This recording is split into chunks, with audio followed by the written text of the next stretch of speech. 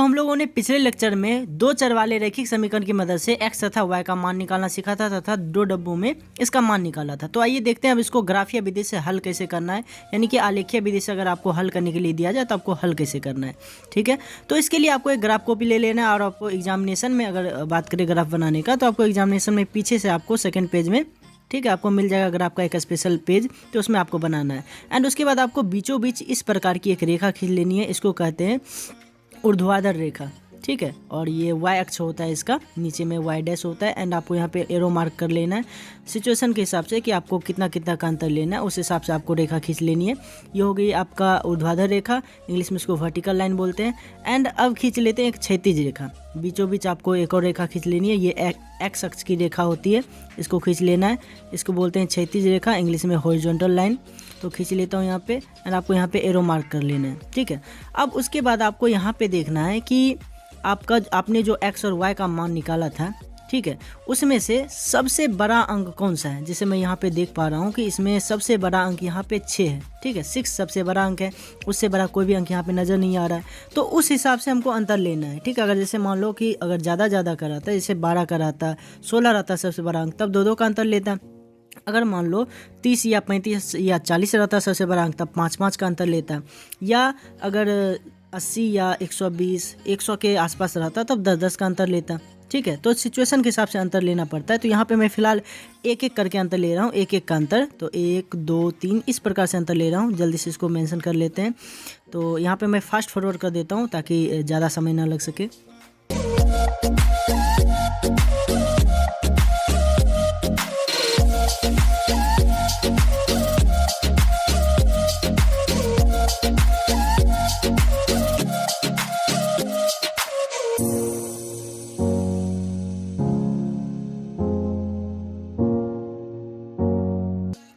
तो हमने अच्छे से सभी नंबर को अरेंज कर लिया है। अब यहाँ पे x और y की मदद से यहाँ पे निर्देशांक खोजते हैं। उससे पहले यहाँ पे x तथा y का नाम लिख लेते हैं। यहाँ पे हो जाएगा हमारा x और इस साइड हो जाएगा x डैश, क्योंकि इधर माइनस वाला है। ठीक है, थोड़ा सा अलग डिफरेंस शो करना होगा। यहाँ पे y और नीचे की तरफ क्या हो जाएगा y डैश।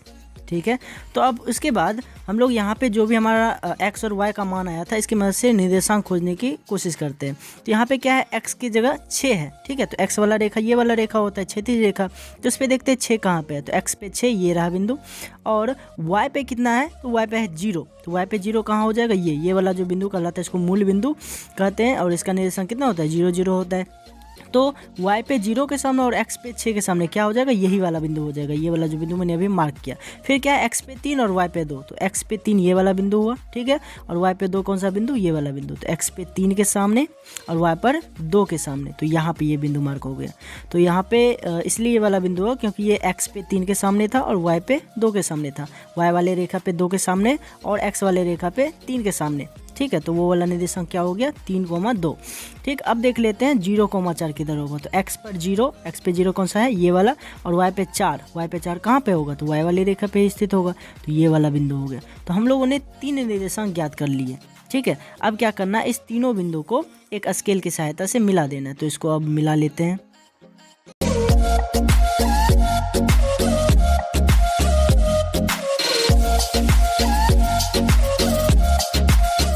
तो अब रेखा खींच लिए, तो इस पर अब इसका निर्देशांक लिख देते हैं। तो इसका निर्देशांक क्या हो जाएगा, 6,0 और इसका क्या हो जाएगा 3,2 और इसका क्या हो जाएगा 0,4। x और y के मान के मुताबिक इसका निर्देशांक लिखा जाता है। पहले x का मान, उसके बाद y का मान। तो तीनों का निर्देशांक लिख दिया। उसके बाद अब देख लेते हैं दूसरा डब्बा में क्या है, तो उसका भी खींच लेते हैं, निर्देशांक उसका खोज लेते हैं। दूसरे डब्बे में x पे 2 और y पे 0 लिखा हुआ है। तो x पे 2 कौन सा बिंदु होगा, ये, और y पे 0 ये, इसी के सामने है ना, y पे 0 के सामने यही वाला बिंदु हो जाएगा। तो x पर 2 और y पे 0 यही हो गया। दूसरा क्या है, x पर 3 और y पर 2, x पे 3 ये और y पर 2 ये। तो इसके सामने कौन सा बिंदु, वही बिंदु आ गया जो पिछले बार आया था।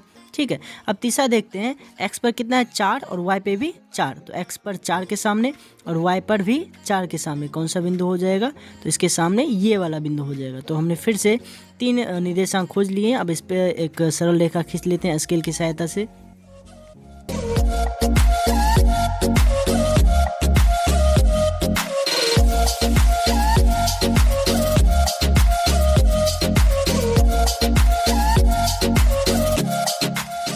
रेखा खींच लिए। अब पिछले रेखा की तरह इस पे भी इसके निर्देशांक का मान लिख लेते कितना कितना होगा। तो इसका क्या हो जाएगा 2,0, क्योंकि x पे 2 और y पे 0 है। इसका क्या हो जाएगा 3,2 लिखा ही हुआ है। इसका क्या हो जाएगा 4,4, क्योंकि x पे 4 और y पे 4 पे स्थित है दोनों पे। ठीक है, अब आपका ग्राफ कंप्लीट हो जाएगा। लेकिन अगर आप और प्रॉपर दिखाना चाहते हो ग्राफ को, तो आपको ग्राफ के रेखा पे जो 2 लाइन्स आई है उस पर आपको समीकरण लिख देना। जैसे फर्स्ट वाला क्या है 2x + 3y = 12, तो उस पर लिख देता हूँ।